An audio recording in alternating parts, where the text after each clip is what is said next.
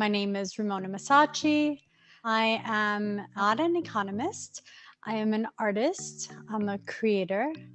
And I learned MMT through the Bernie Sanders campaign and his economic platform. And I found Stephanie Kelton and I started reading her work. It was something that intrinsically resonated with me. And so I wanted everybody else to learn and share it with you. I want to introduce our guest.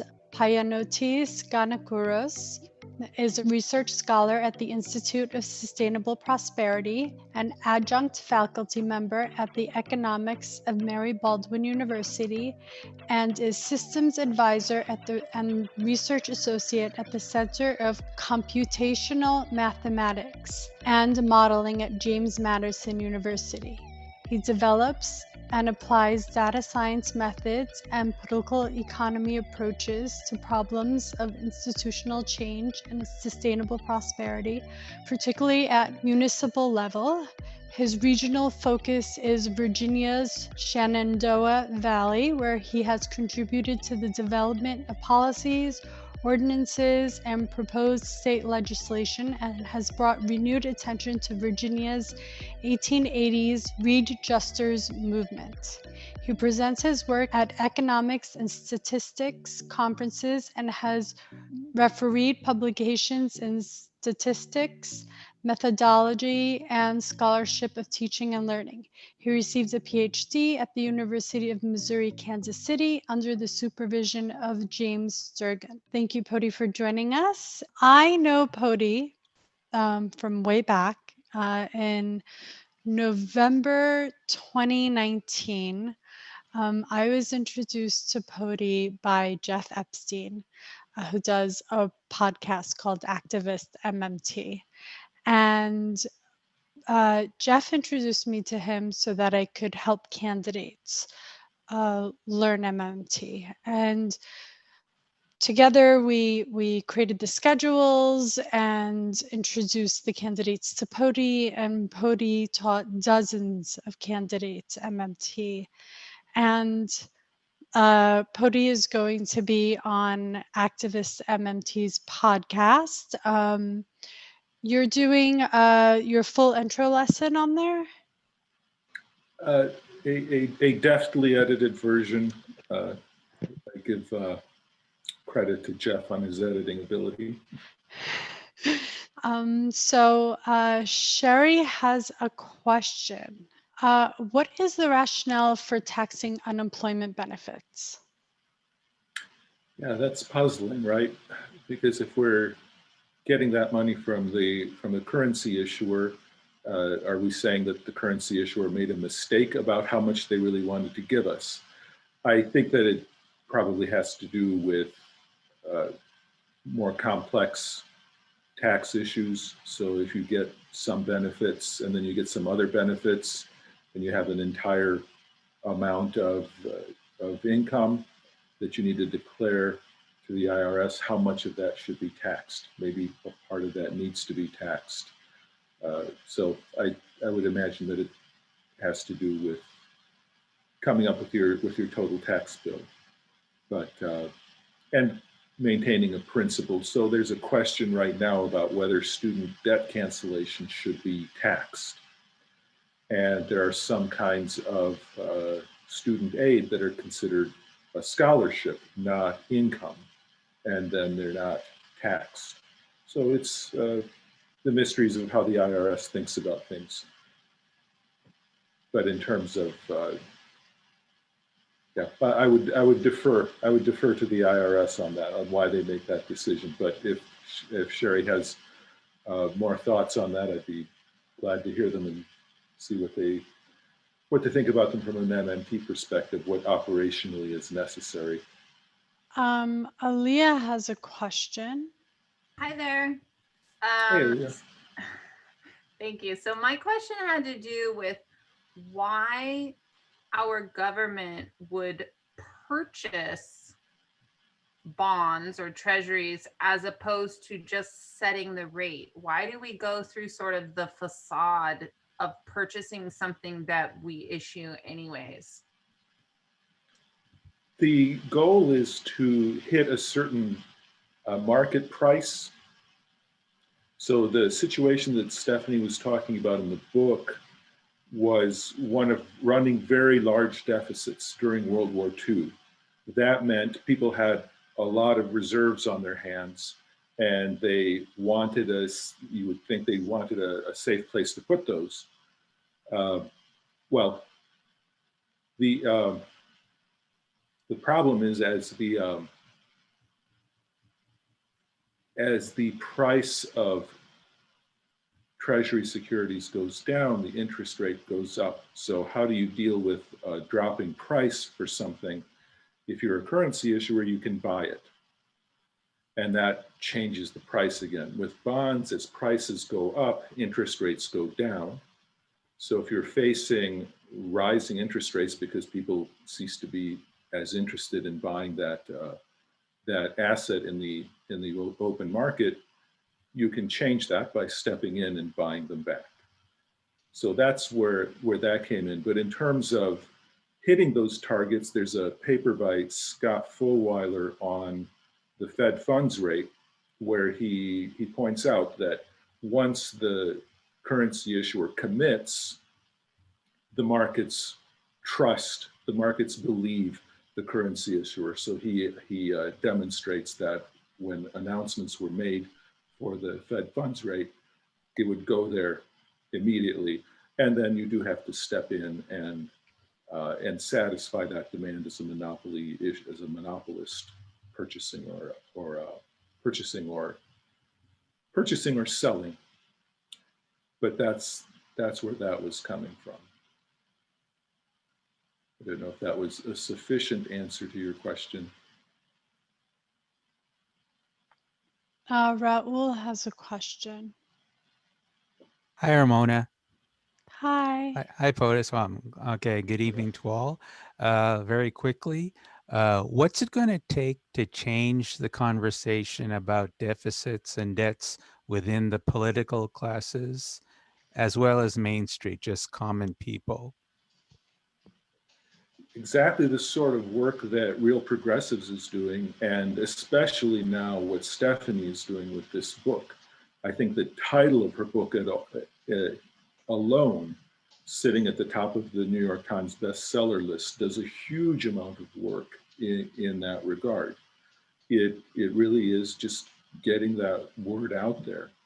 And we've seen this in the past. We saw it going in the other direction with the Tea Party creating fear of debts and deficits. They did it through media propaganda. They did it through talk radio, and we need to pull on the same levers. Now, another thing that we can do, something that's been somewhat successful here in my region before we had the aid of Stephanie's book in the public eye, was to organize and learn along with people around you, learn the material very well, and then go to places where you can engage your candidates for office or elected representatives. So this happened with the fight for Medicaid expansion here in Virginia, where we would go to our state representatives who were telling us that the federal government was going to run out of money and therefore wouldn't be able to keep their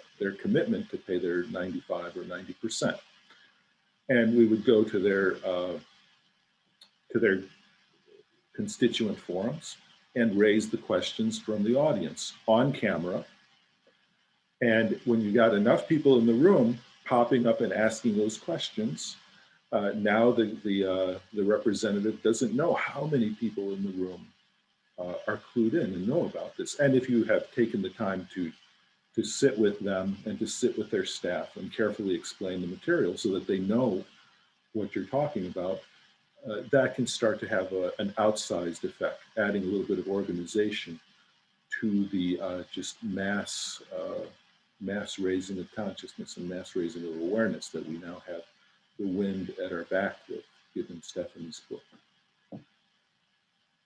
I would like to just say that the way the Tea Party did it was repetition, repetition, repetition.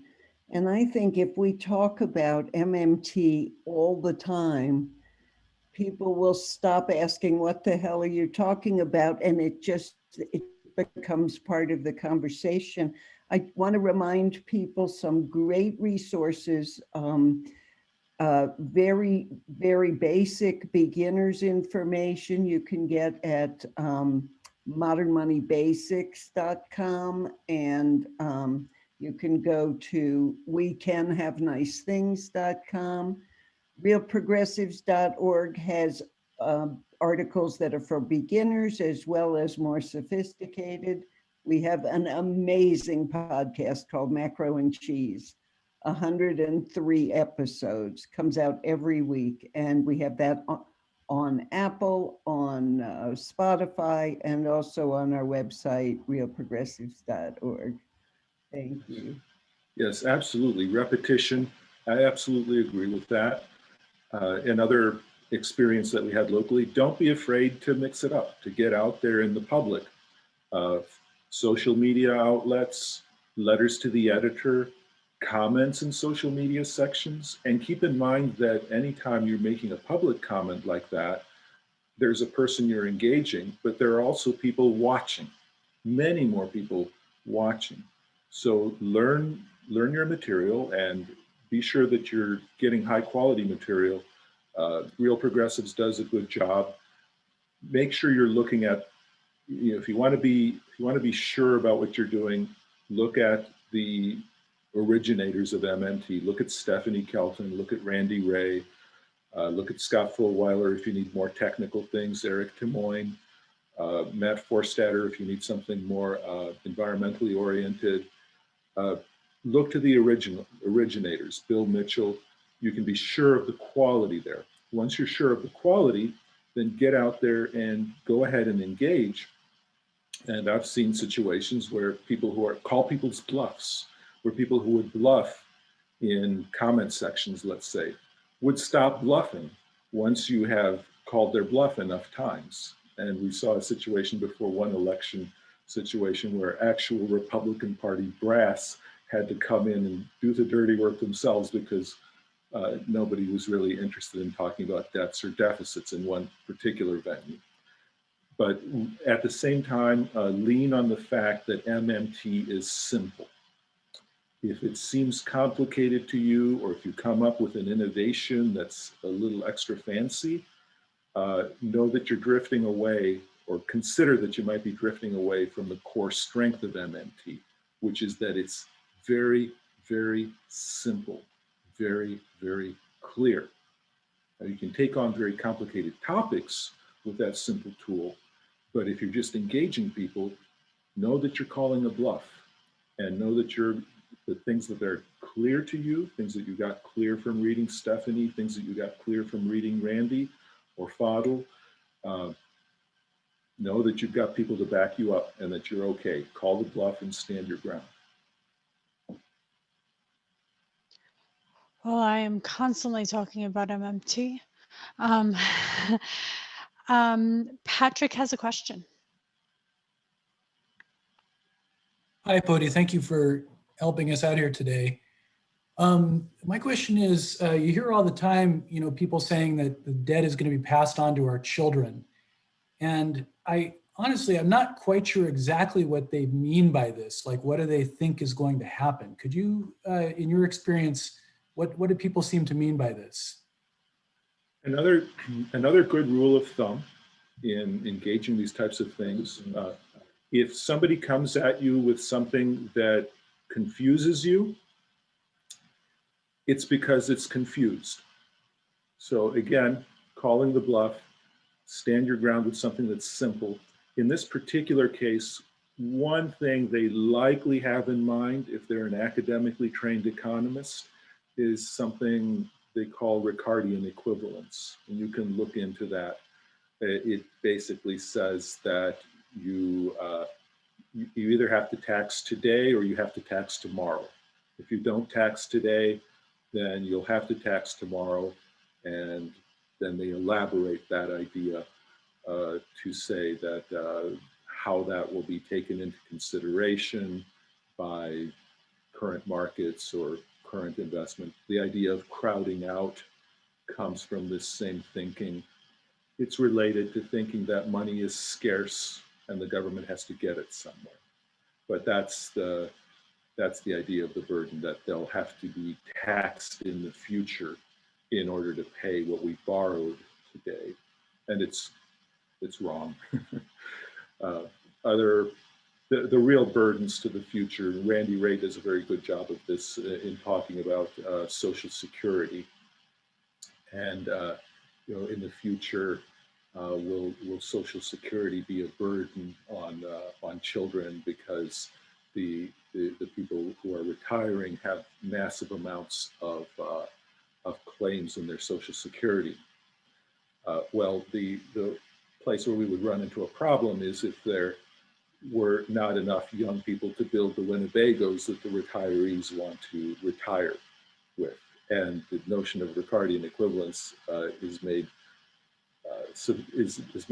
appropriately absurd by thinking about burying Winnebagos so that they can be dug up and used in the future. So that intertemporal budget constraint is not a sensible thing, but that's most likely what they're thinking. You can look into that and know that you're reading something that is fundamentally confused. Podi, where did that start? Where did we're taking away from our children's future? Does that start as a fear tactic, or did that start from a place of misunderstanding? Okay, so in terms of the history of thought on this, I would have to think a bit. That's not at the tip of my tongue to give you where the economics originated there. In terms of the emotional loading on fearing the debt, that I have a little more to contribute, and I could get into that depending on how much time we have. I could take quite a bit of time going into that. You can see if you want to handle some more questions, but if you want to, I actually have slides on that, on the rhetoric of debt and why it's perceived so negatively. That we could save that for after hour. Stephanie has. Sure. Yeah. So Greg has a question. Hi, Greg. Hi, Rebecca and Podi. Can you hear me? Yes. Yes. Okay, good. Yeah, my question has to go with how MMT and the lack of concern about debt for an issuer of currency applies to other economies and countries. There was a video posted that I actually saw today by somebody saying that Costa Rica has a huge foreign debt problem, and it's going to have to start fracking and mining for gold and doing all these things to pay for it. I'm just wondering if MMT and those principles apply equally there. Well, there's this idea of MMT applying, and there may be a little subtle difference here, but when you know MMT, you know something about how monetary economies work. And knowing MMT, adding to that 4 conditions for currency sovereignty, tells you something about the policy space that's available. And Stephanie's book explores the policy space that's available to fully currency sovereign countries. Those 4 conditions are: you choose your unit of account and you impose liabilities in that unit.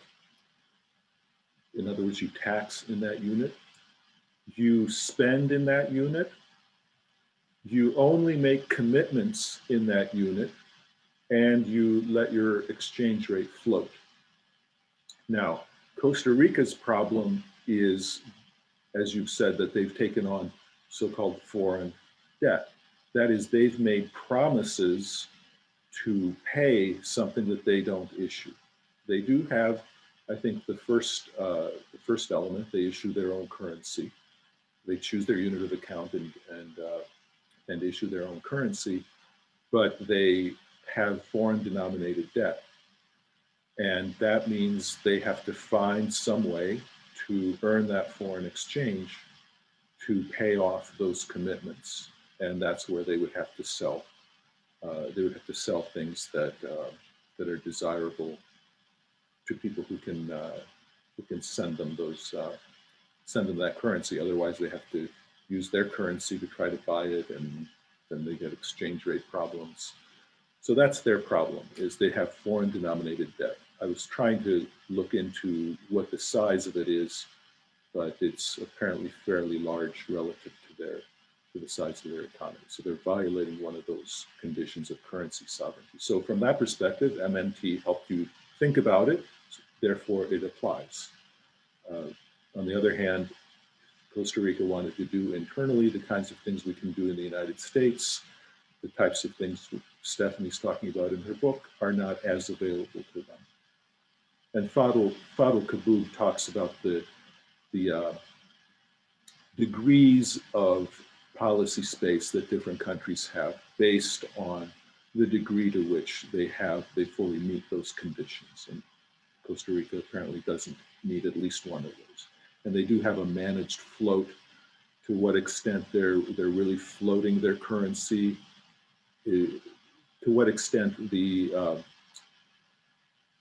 restrictions on their exchange rate are binding and inhibit their currency sovereignty is not clear. It's not as bad as Ecuador, which uses the US dollar. So they're worse than Virginia from that perspective in terms of their ability to make fiscal decisions. But they're also not fully floating. So there's your spectrum. Your spectrum would come in there, spectrum of currency sovereignty. Would Costa Rica be able to change that? Change their existing commitments denominated in other currencies. That's kind of tricky. They've already made those commitments, and the range of options, I would have to defer to area experts, people who know Costa Rica better, and with many countries that are trying to transition to a more sustainable internal situation, the path is not always immediately obvious, and they face hard choices and hard trade-offs, and it's hard to second guess the policymakers of a country that you're not sitting in. So we can talk about theoretically what's available, but the political path of getting there is in the hands of the people in that country. Okay, thank you, Podi. Joe Firestone is here. Hi, Joe. Actually, regrettably, Joe had to leave. So, but he said he'd be honored if you would ask his question. Oh, great. Okay. Why don't we call Treasury debt instruments federal certificates of deposit, since they function very much like bank CDs for those who invest in them? Yeah, or we could call them 401ks, since that covers an awful lot of them. Stephanie's suggestion at the end of the chapter to call the debt something else, maybe that can help. And I know Rohan makes that argument with regard to bypassing the rules that pertain to debt, and also using the $1 trillion coin pedagogically from that perspective. I'm a little more sanguine, I'm a little more optimistic about our prospects for winning the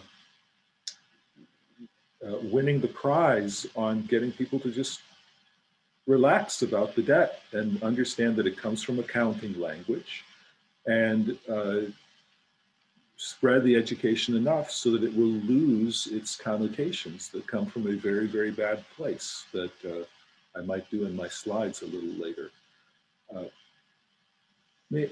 Maybe that could be useful, but again, I'm more optimistic about just going directly forward and talking about a great book called The Deficit Myth, and saying that the debt is even less scary than the deficit. I've had some success with that with people around me, and I would encourage people to go headlong into that, especially for folks who are listening to this call and are more committed that way.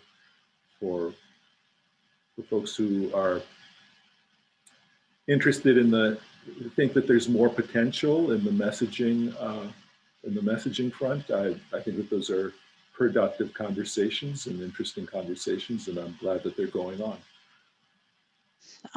Roman has a question. So wasn't the USSR its own currency issuer? Why was their currency not considered a hard currency? Mm-hmm. I'm not sure what the question is about being a hard currency. I'd be glad if you could elaborate a little bit, Roman, if you want to unmute on what the discussion was around that. Oh, he can't use audio.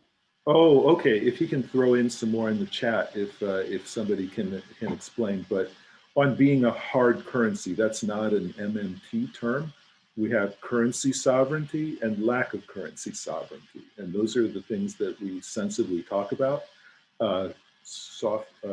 Hard currency. We'd have to see where that terminology is coming from, and if there's confusion, there's confusion. But on the USSR, I'm not sure where you can find discussions of this, but before the collapse of the Soviet Union, was it before the collapse? Well, there was a problem with it. There was a situation of a sovereign currency issuer defaulting on a debt obligation. And it was either Russia or the former Soviet Union. And go ahead and look at some history on that. I don't know if you can find some of the lore, but I heard some of the lore in people's living rooms. And the trick there is, it's for a fully sovereign, currency sovereign issuer, it's a choice. Outsiders can't force you to do it. Now that doesn't mean that you can't make that bizarre choice. You could make that choice, and apparently that choice was made in either the Soviet Union or in Russia. And that took some investors by surprise. But it's not the kind of thing that outside powers can force you to do. You can always keep your commitments made in terms of your own currency if you meet those conditions of currency sovereignty. I don't know if that was a sufficient answer. It was. Alan has a question. You can unmute yourself. Hi there, good to see you both. Good to see you. I often feel in forums like this that we are preaching to the converted. I've been on Twitter for a while now. I really don't like social media very much, but I started my Twitter account exclusively to deal with monetary issues.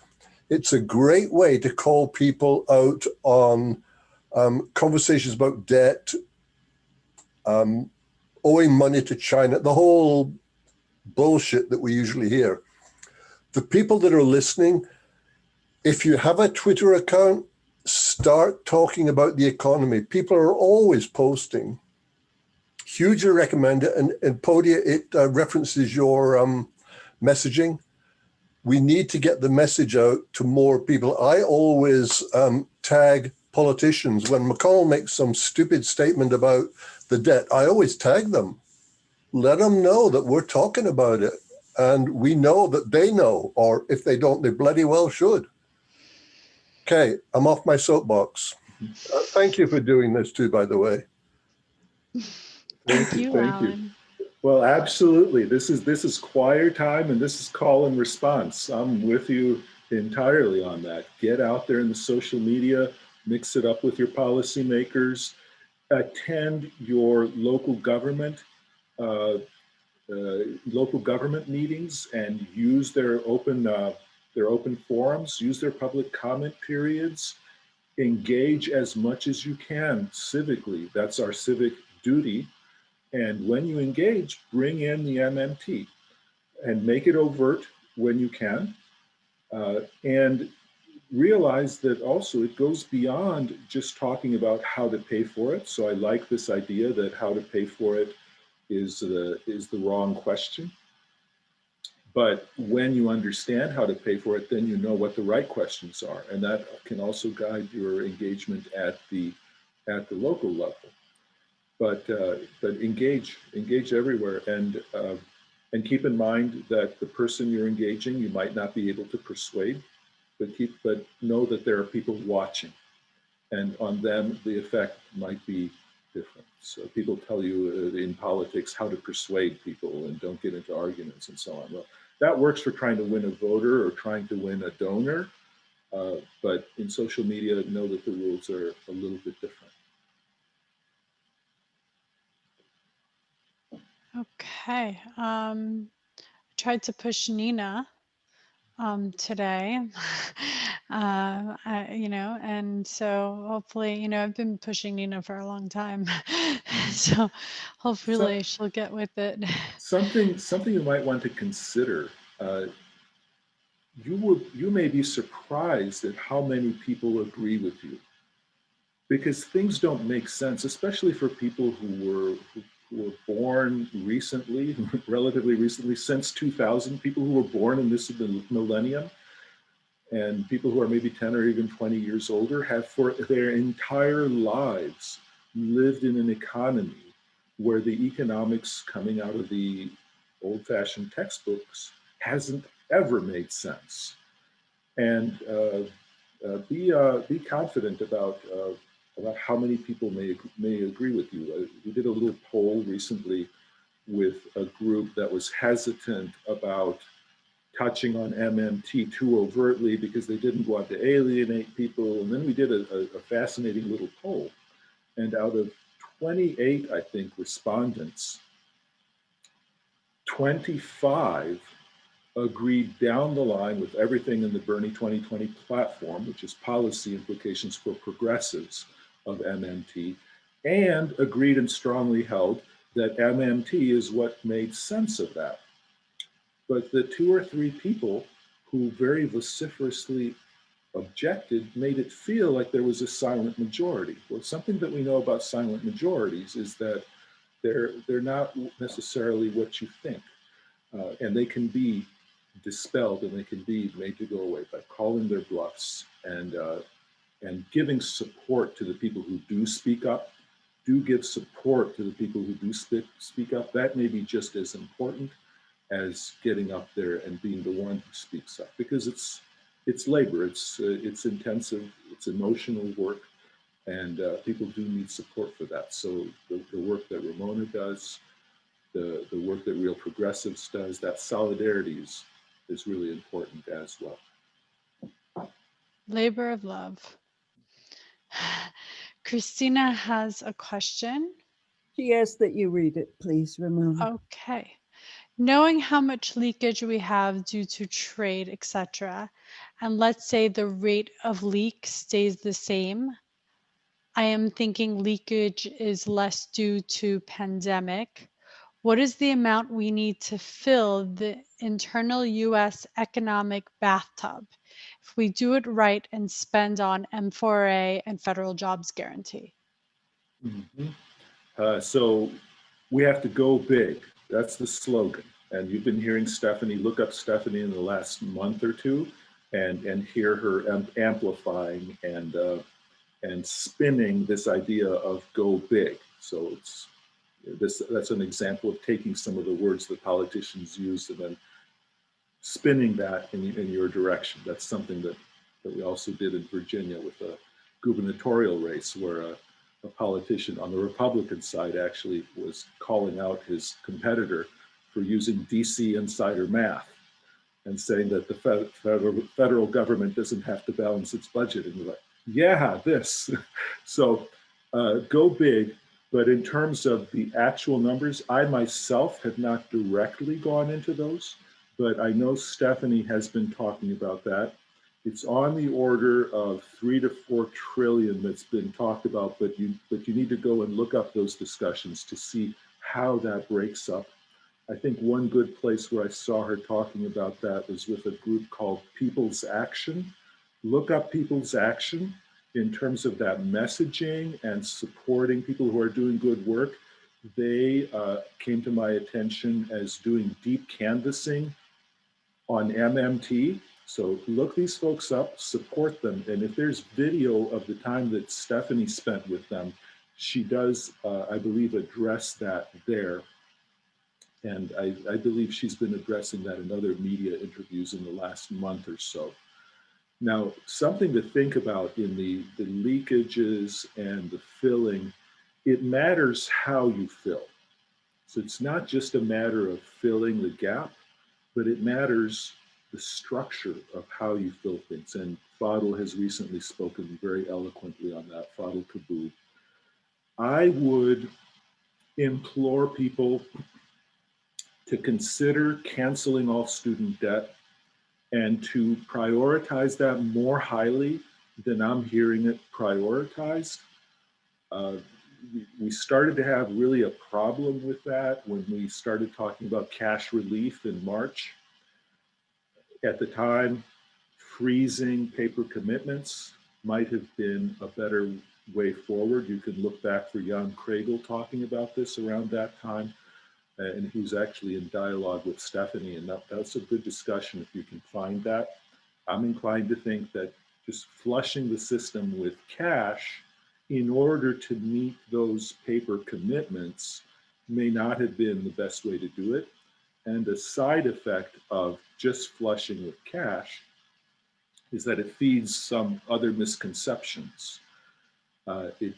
So one, at that time, what we really needed to do was lock down, shut down hard at that time. We didn't. We're in a terrible mess now. We didn't need so-called stimulus, not at that time. So that was a confusion of flushing things with cash payments. It also confused this structure idea of what does cash do? What do cash payments do? Cash payments let people who are already running enterprises make decisions about how to do things. It lets places like Amazon, who are still open, make decisions about how to organize society. Now, in an emergency, you need to do whatever you need to do. So the decision was made. But another unfortunate thing that this did is it took some of the spotlight away from canceling all student debt. Now that's a debt that matters. That's a debt that we have. That's a debt public imposed on us by the currency issuer who doesn't need our currency. For what? For, as Bernie said, the crime of aspiring to social equality, the crime of getting an education. So what we've done is we've taken people who are, in a sense, shovel ready, if you will, to bring things into their community, who have the connections they need to set up the social organizations that they need to bring to their communities. And we've now put a hobble on them. We've put a disadvantage on them so that the number of candidates for smart guy in the room is smaller for people who were born into money.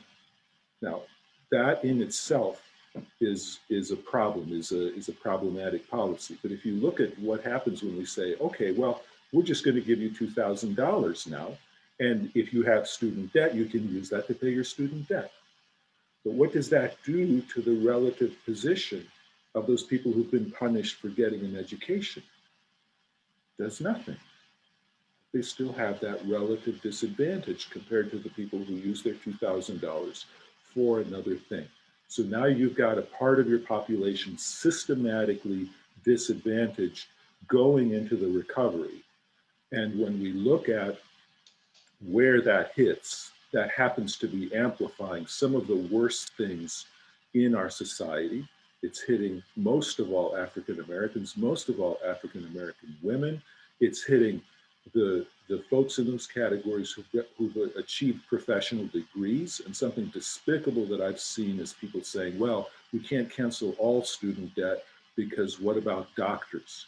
Yeah, what about doctors? And you look demographically at what we're talking about. We're saying yes, let's prevent people from historically marginalized communities from getting people coming back into their communities to provide medical care that research has shown gives better outcomes to exactly the parts of our society that are being hardest hit by COVID. So do consider, when you're filling that bathtub, the structure. Job guarantee is crucial as well. Canceling all student debt is fast.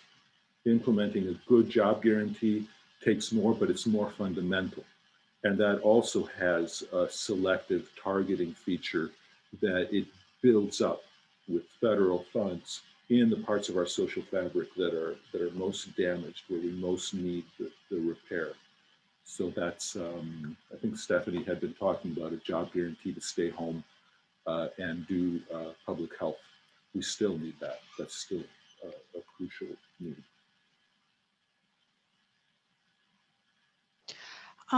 Sherry has a question. Sherry here?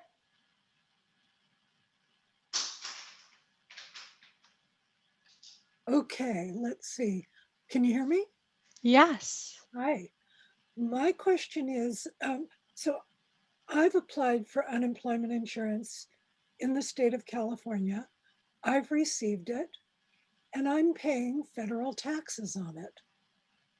Why on earth, what argument might there be that says that the federal government needs a share of my unemployment insurance, or needs me to have less? Okay, needs you to have less. That's the thing that is what's actually happening. Why are they punishing people who are getting unemployment checks?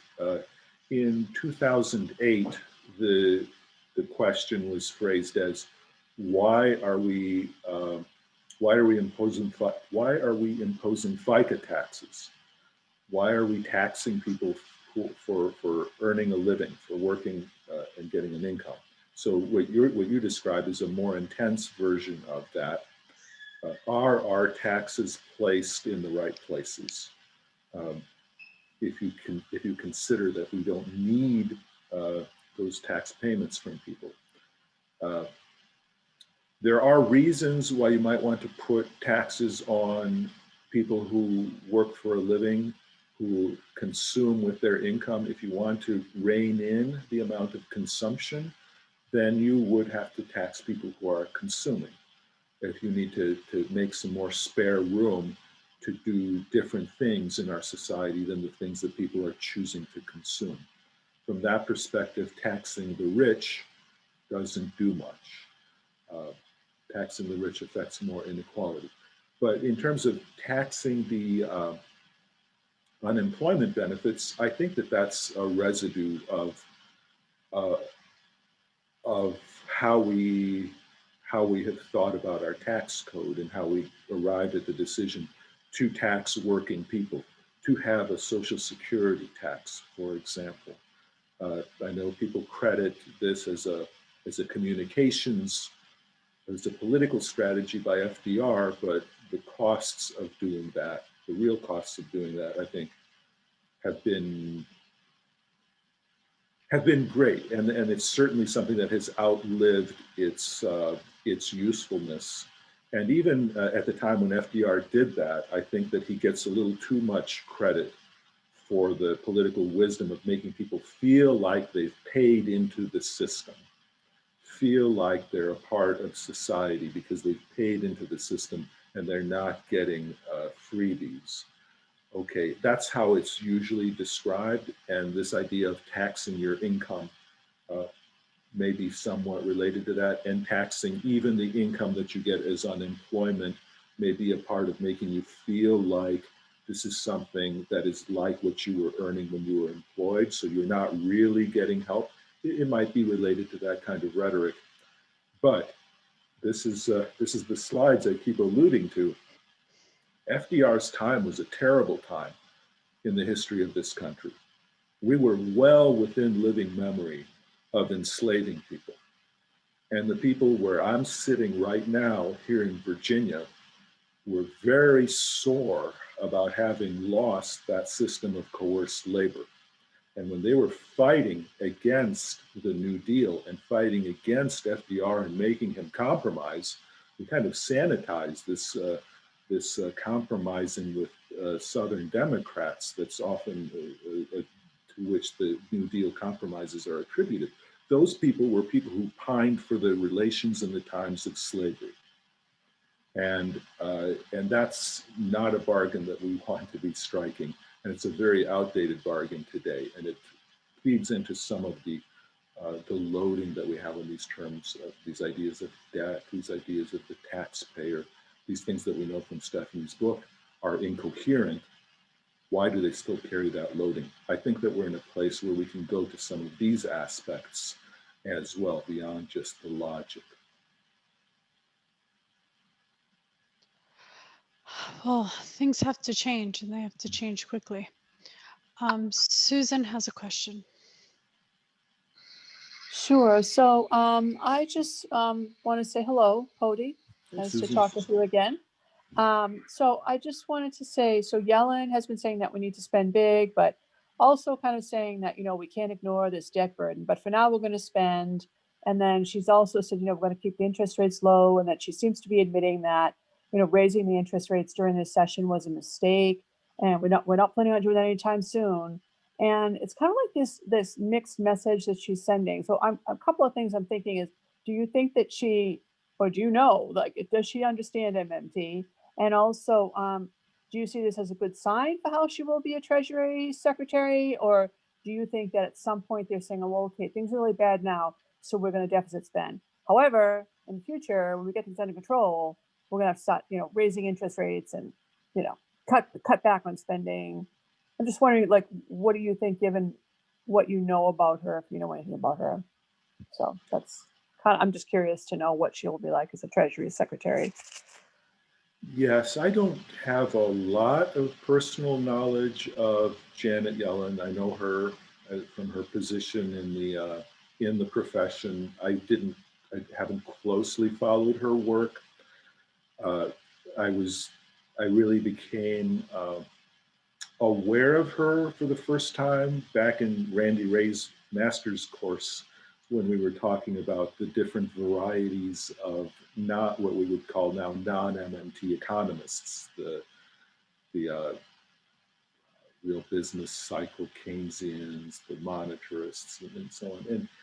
And I remember Yellen for her efficiency wage arguments, suggesting that pure coercion of labor may not be the best way. Now, keep in mind that the former mainstream of economics bought into this idea that labor is something distasteful and something that needs to be coerced. Now, sitting here in the South, that rings with all sorts of resonance that is highly distasteful. So I'm particularly sensitized to this. In that context, Yellen saying maybe not so much this was a somewhat positive thing. The thing that she's saying, I think, is not so much a mixed message. It is to the extent that it can be coherent. It's a standard argument, and you'll hear Larry Summers talking the same way, and you'll hear Paul Krugman talking the same way.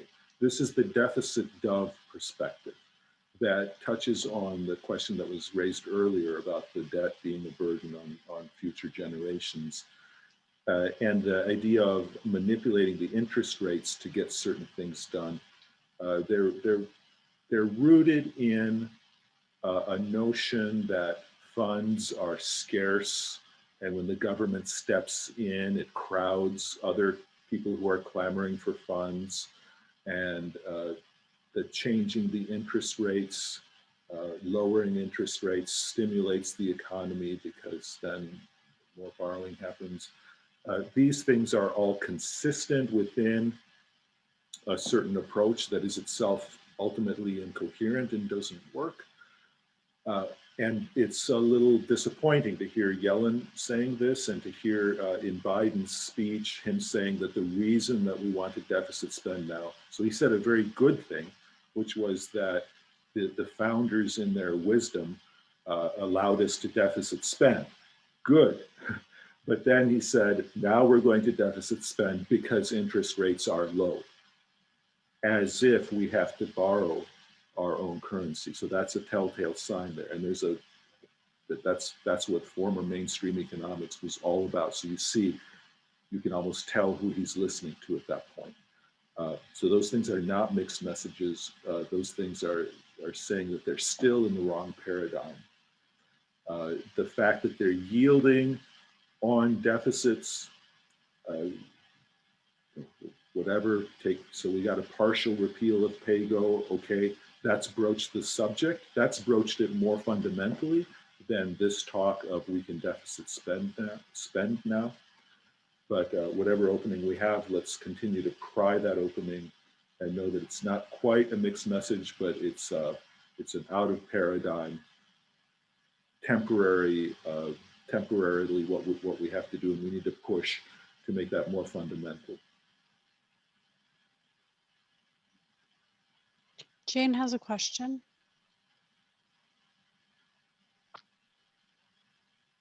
Hi, I'm just interested in overt monetary financing, and I'm sorry, can you hear me? Yeah. Yes. Yeah, I've just been reading about it, and I'm just grappling with what it is actually, and in terms of an alternative to the monetary policy, or what we're talking about here in Treasury bonds and everything like that. So I was just actually adding to, I've added an excerpt there from Stephanie's book, which I suspected might be relating to overt monetary financing, but I'm not sure. And I'm thinking it's more to do with doing away with bond issuance, which is really sort of a ruse to talk about, to justify the government spending, and a noble lie which sort of sets up a set of rules that constrain fiscal policy on the premise that we can't trust politicians to not spend like a drunken sailor. So is overt monetary policy financing about just fiscal policy? Is that, I guess that's my question. So that's all. Still grappling with it. If you have helped me, if you can help me grapple with that. So that's it. Yeah, there you go. That rule of thumb. If it's confusing to you, it's the part that's confused, not you. And you reasoned it through, you got it right. You answered your own question. That's the thing that makes sense to you is the thing that makes sense. And the other thing is elaboration of stuff that's confused. You got it right. So this, it's not an alternative, it's a confusion about how things actually work. And the way Stephanie laid it out, that's how it actually works. And you don't need the thrills and the cycles and upon epicycles to try to explain what Stephanie and you just now explained directly. Now there is one thing that's probably, well, I'm sorry, go ahead, yeah. No, so minting the coin, for example, is that an example of overt monetary policy? You don't hear MMT people using that term, and that's because that term doesn't do any work, so don't worry about it. Now there is an important thing that you did raise about the internal constraints that make it look like we have to borrow in order to spend, and that we have to put these restraints on the politicians. And this, as well, in the United States context, goes back to a very bad time, that time that I keep going back to.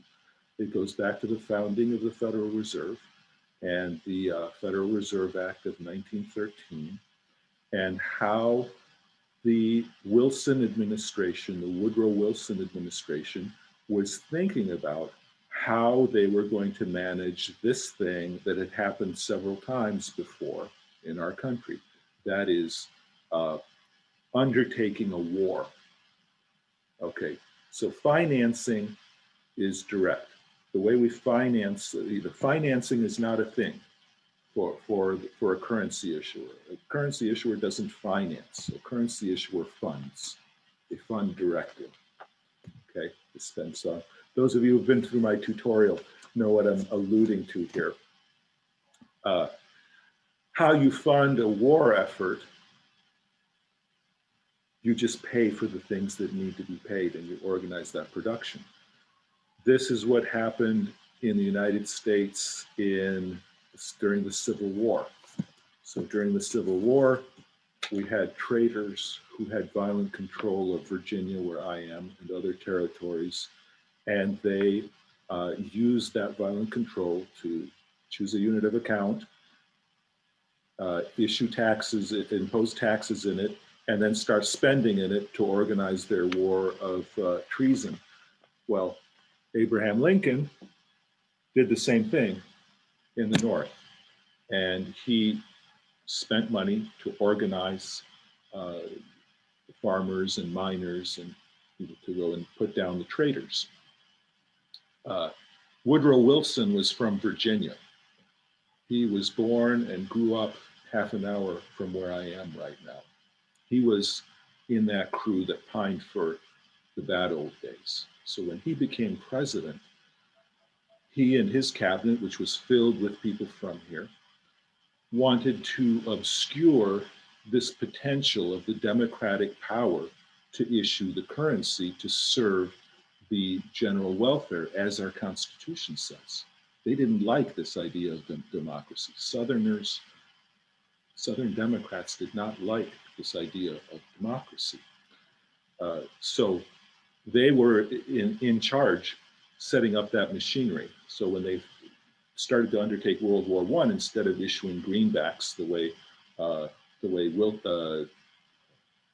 Lincoln did, they went ahead and did what they had to do. And as they had these massive deficits, they had to sop them up potentially with issuing of Treasury securities. They had to also maybe tempt people a little bit, I don't know if Keynes in How to Pay for the War talks about this, by inducing people to hold on, not to spend just yet. So if you give them a high earning security, you can do that.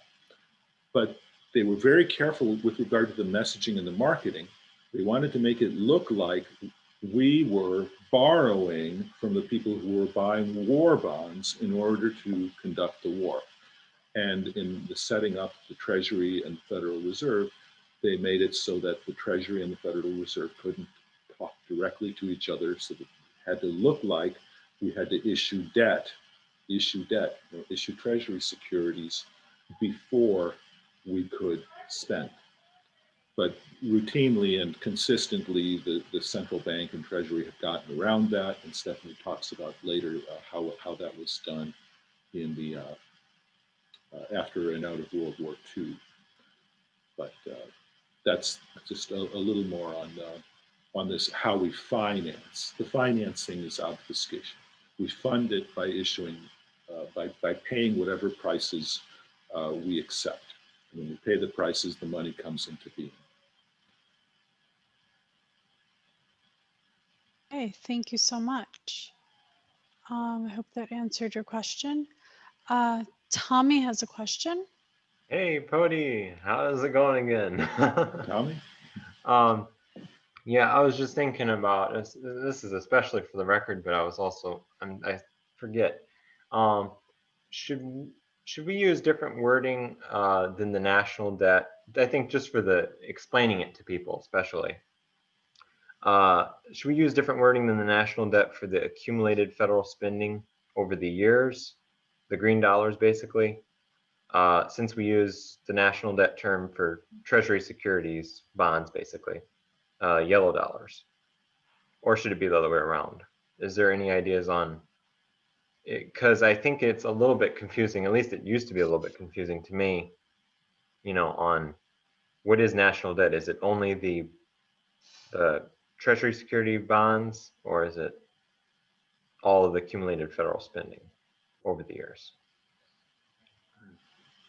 Because it's confusing. I don't know. Yeah, so there you have to get into the precise definition, the precise definitions that are used when, say, you go to the U.S. Accounts and you read the accounts and the terms are used. The terms are standard.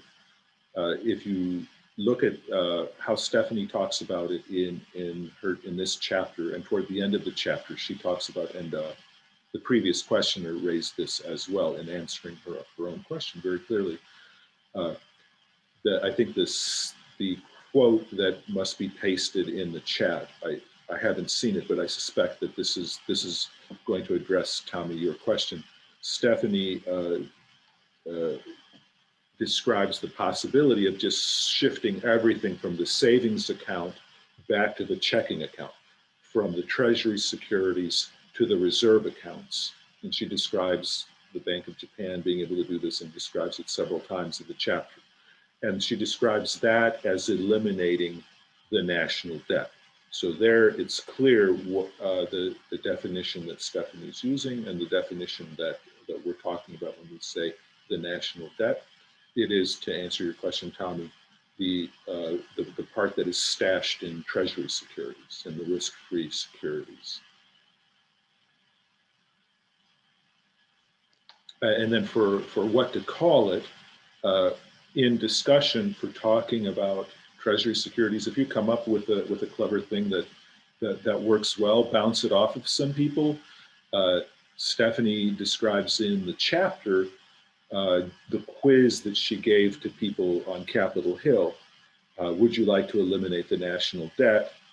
And then she substitutes for the definition national debt, the detailed definition, Treasury securities.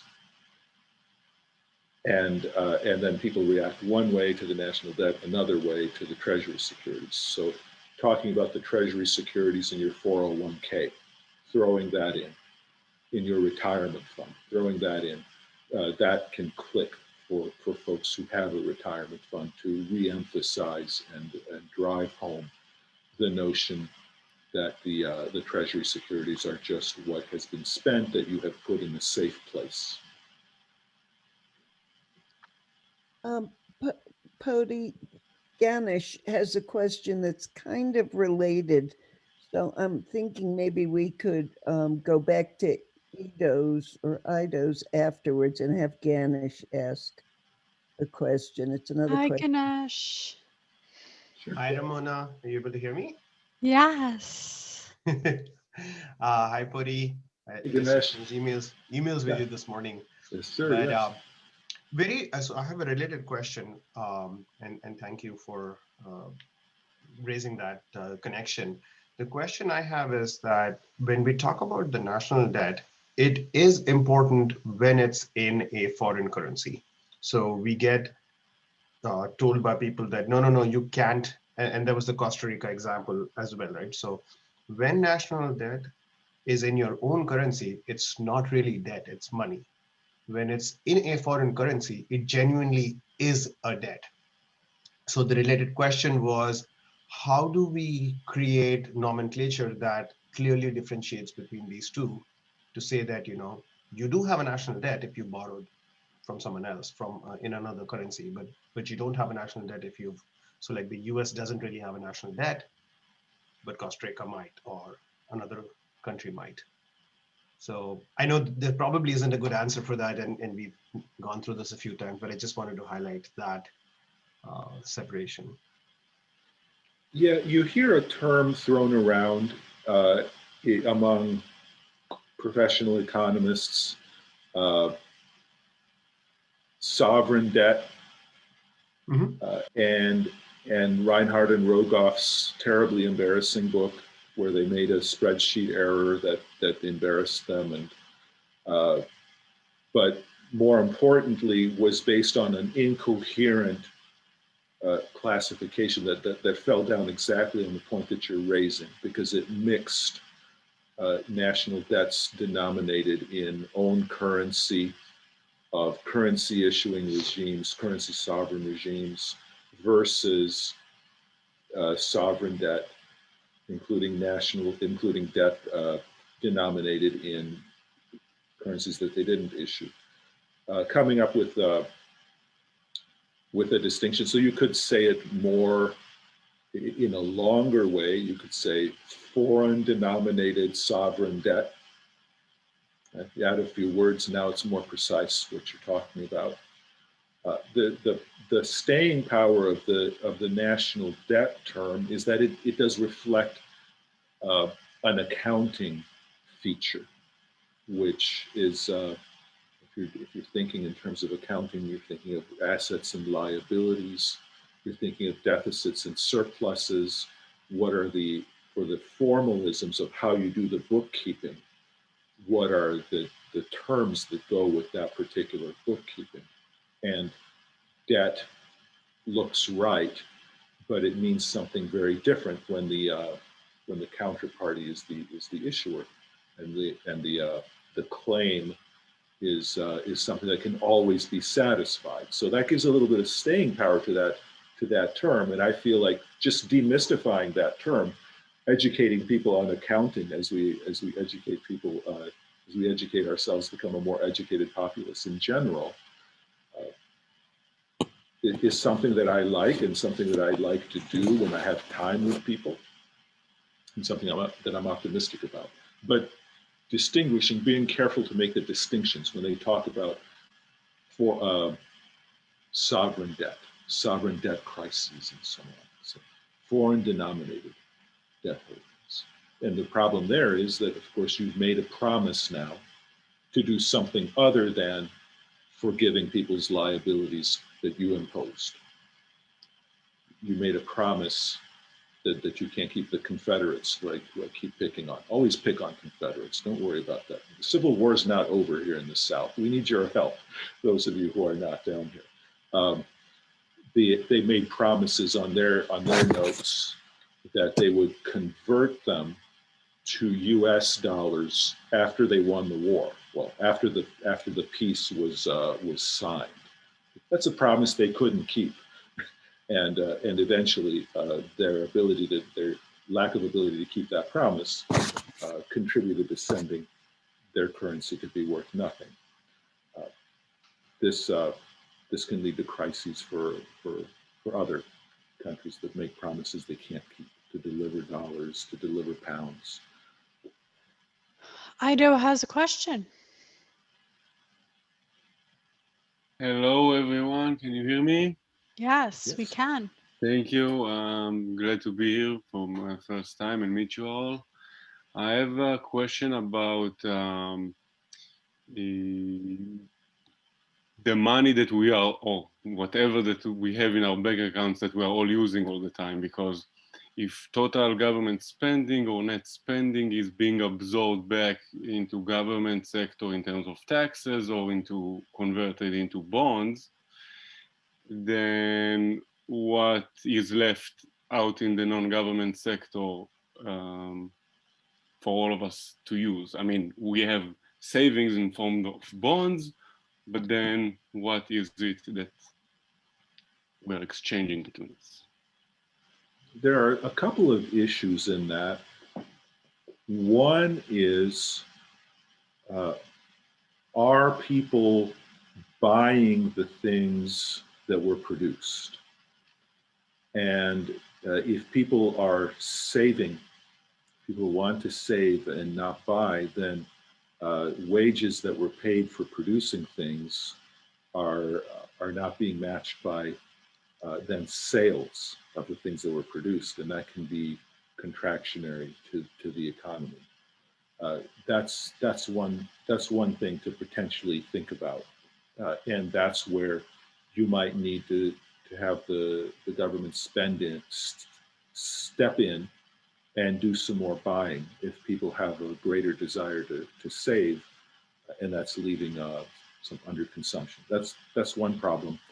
Another problem about what is the meaning of our checking account, and how does that relate to the government taxing some away, and then from the net that is left over, some of that being saved.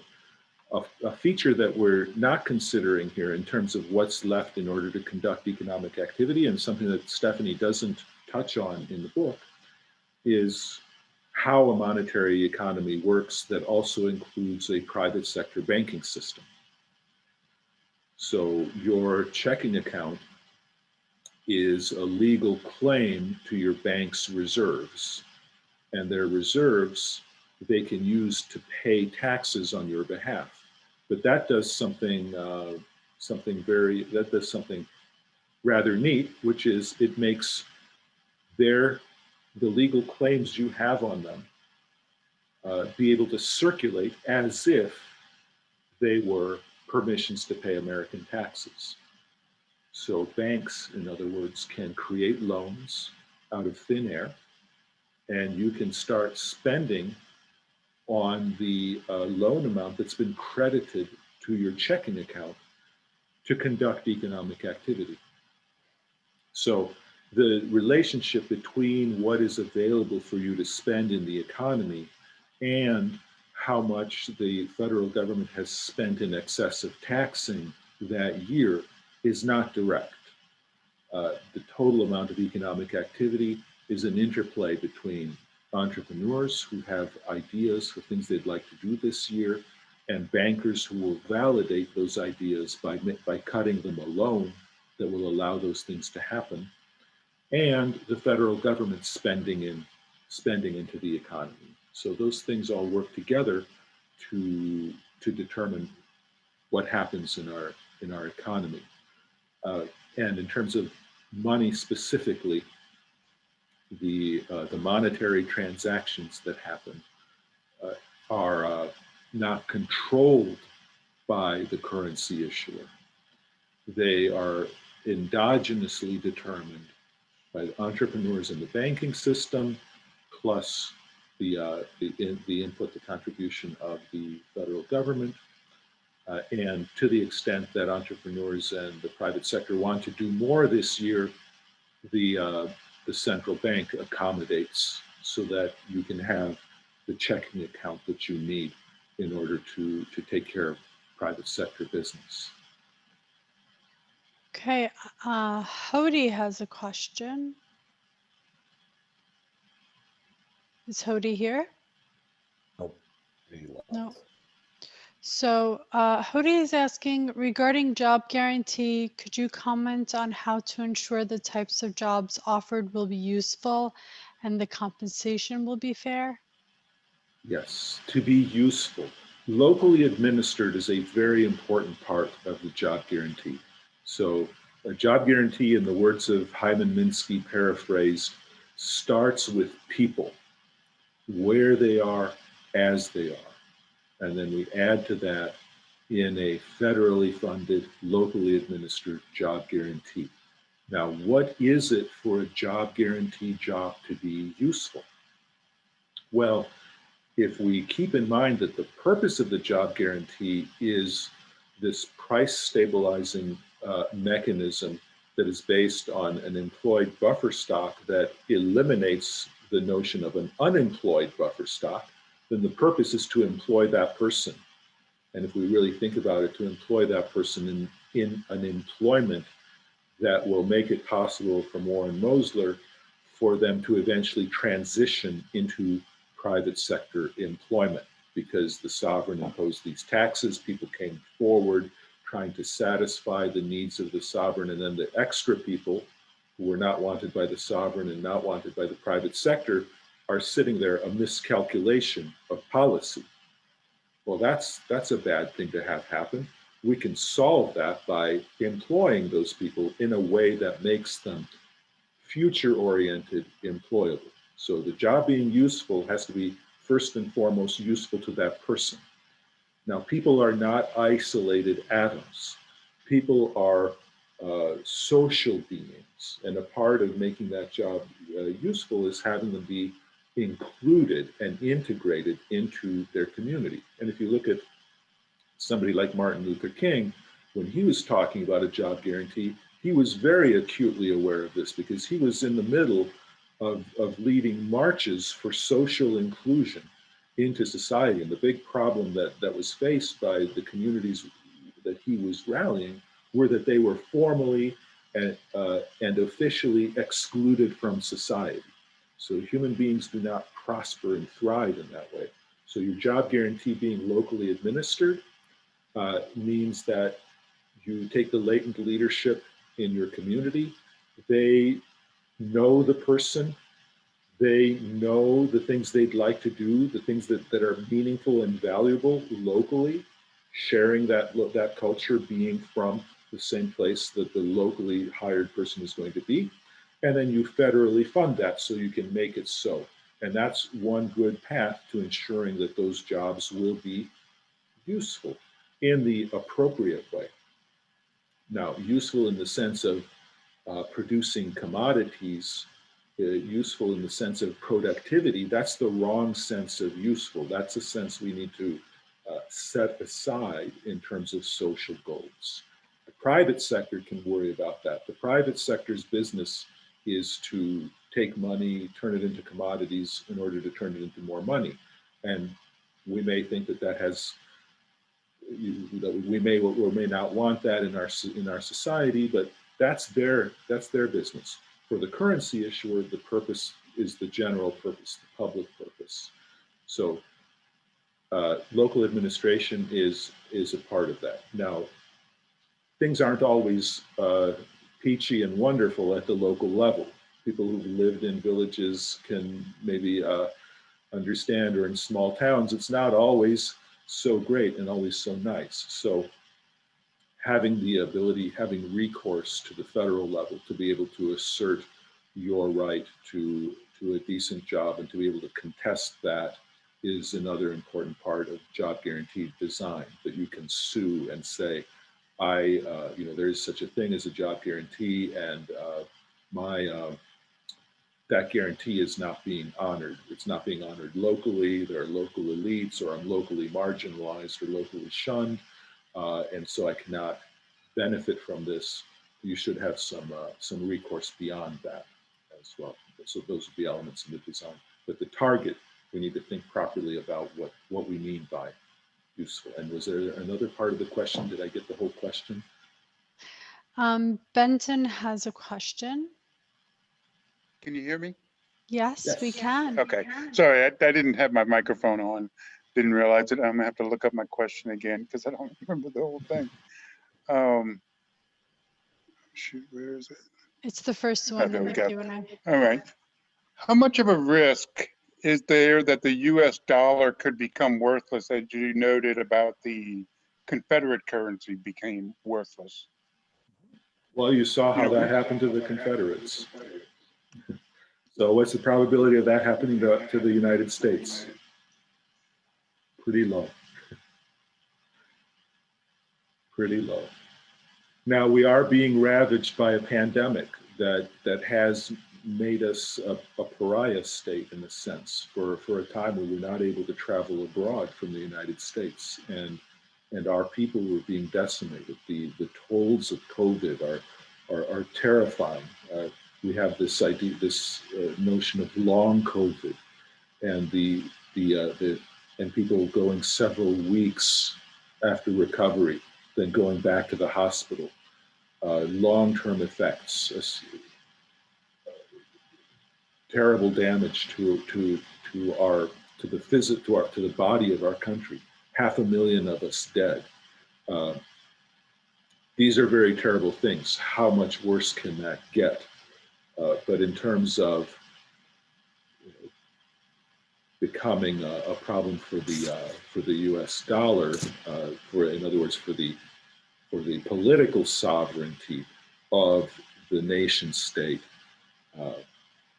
situations are very dire, but we basically have to be invaded. Our government would have to collapse in order to experience what Zimbabwe, what Weimar Germany, what the Confederates, that kind of thing would have to happen to us in order for our currency to collapse. And we have much more feeble countries, much smaller countries than the United States, much less powerful, much more peaceful countries that have perfectly fine with currency sovereignty. Costa Rica, that we've been talking about a little bit, appears to be reasonably close to currency sovereignty. If the holders of their foreign denominated debt would look forward to say, a global Green New Deal and forgive their debts, which might be a very small thing to a creditor country, to Costa Rica, so that Costa Rica doesn't have to be extractive, then that little country could be well on its way to being a currency sovereign, not only having their own stable currency, but having the internal policy space that their rich, biodiversity-wise rich, but small country has. So I need some clarity. So how come if a country has borrowed in a different currency, they're not able to produce their own currency? Why does that specifically block them? Like, can't they just still produce their own currency and be using it within their own economic system and still have that debt there? They could, and Costa Rica does. We've been using them,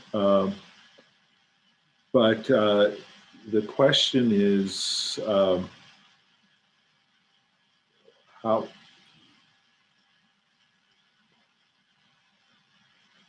how dependent are they on that foreign financing? And sometimes that foreign financing has to do with manipulating their exchange rate so that they can get imported goods that they can't produce at a reasonable price for their domestic consumers, a reasonable price that they can't necessarily compete to get with their industries as currently organized.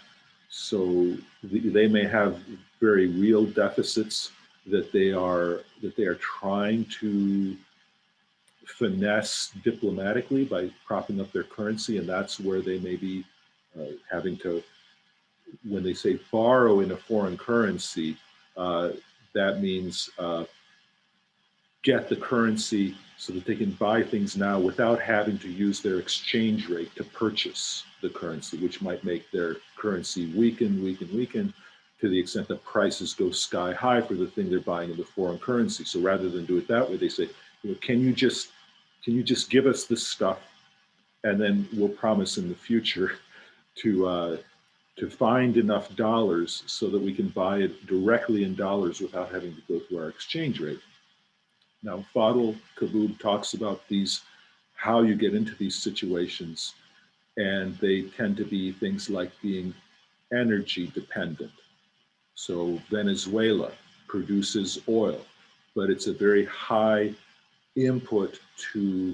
technological input to refine the oil. So they ship it out and they have to re-import the high input good. And they're dependent with their feeble ability to entice people to love their currency, to bid for that.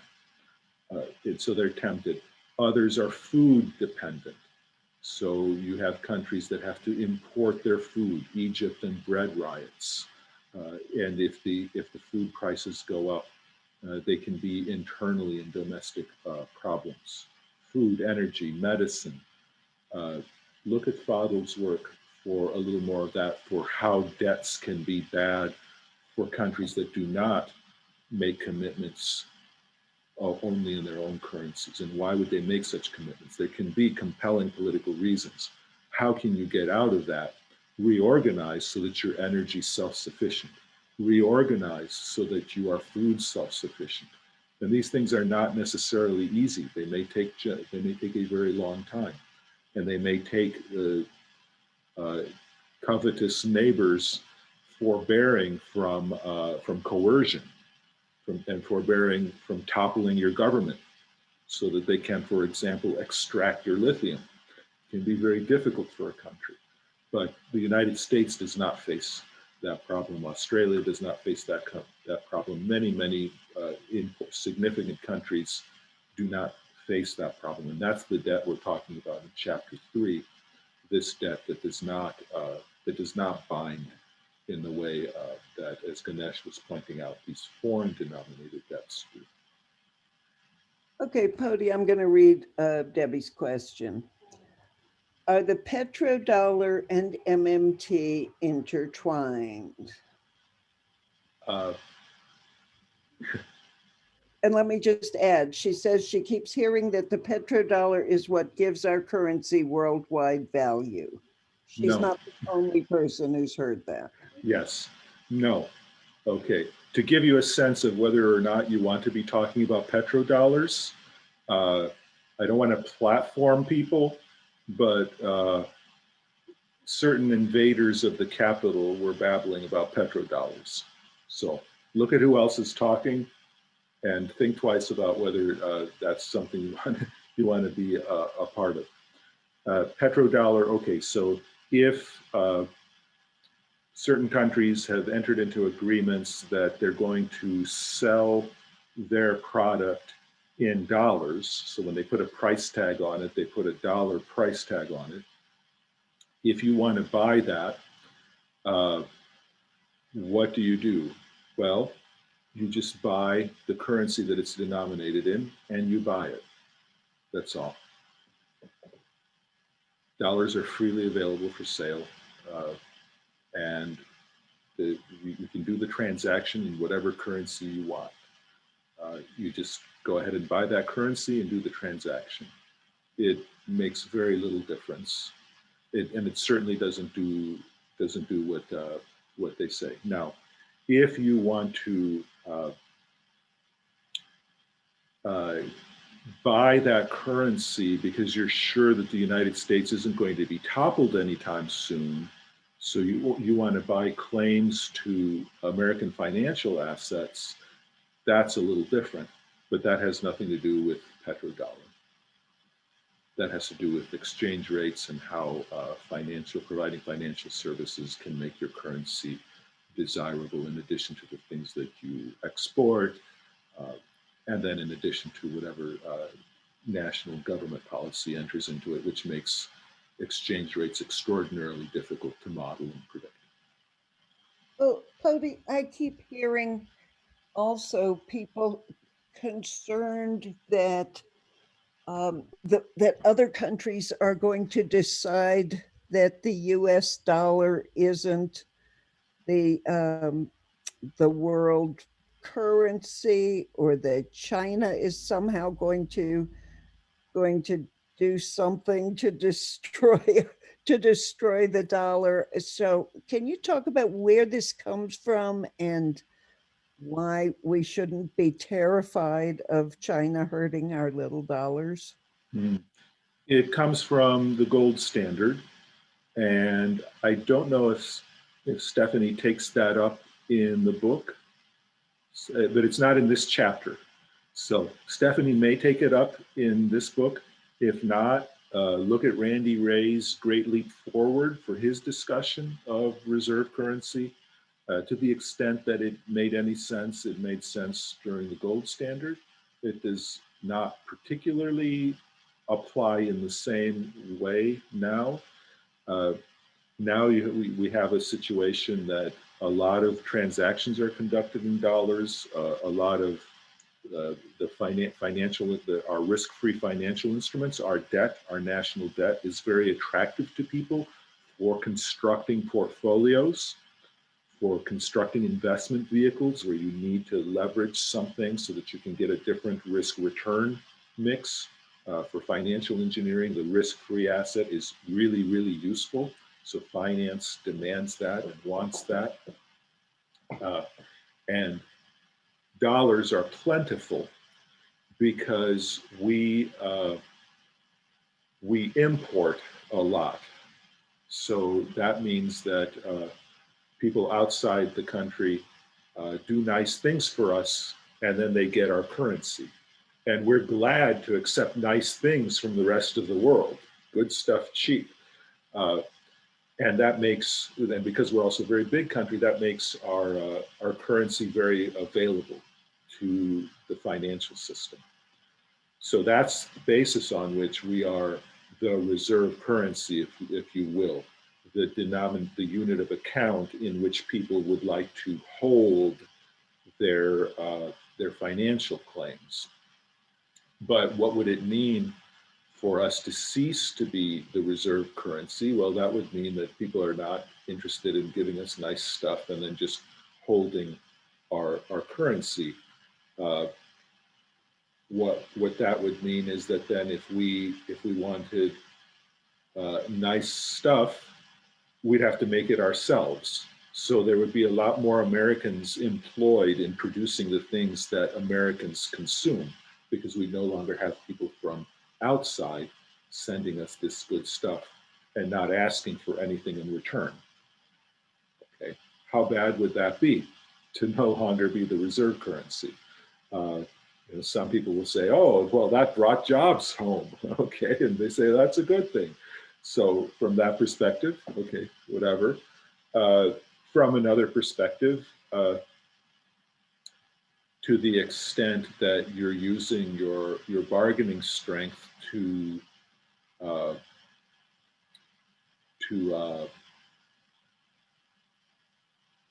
know, extract from the rest of the world, it might be an ethical thing to do, to not be so concerned about it. But world reserve currency is not, it's not a huge thing. It's a little bit of a terms of trade advantage, that people are a little more inclined to hold your currency than they are to hold other people's currency. In other words, to wait on coming to buy things in your country in exchange for the things you bought from them. So you get to enjoy the nice stuff today, and that's a little bit of an advantage. But it's by no means necessary to all the things that a currency sovereign country does. Australia is not the reserve currency. Other small countries are not a reserve currency.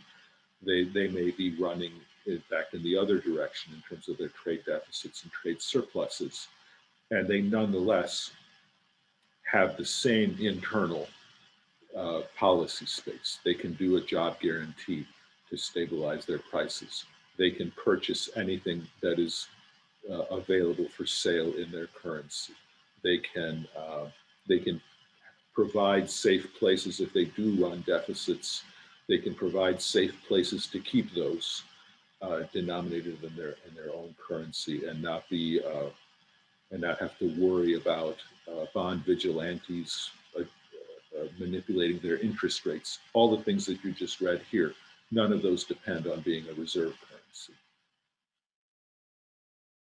So Podi is somebody really special to me, and I think he's somebody really special to our entire community.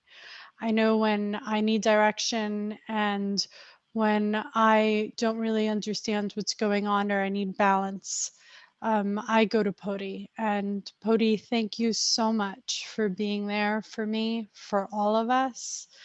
You are so greatly valued to our community. You're too kind.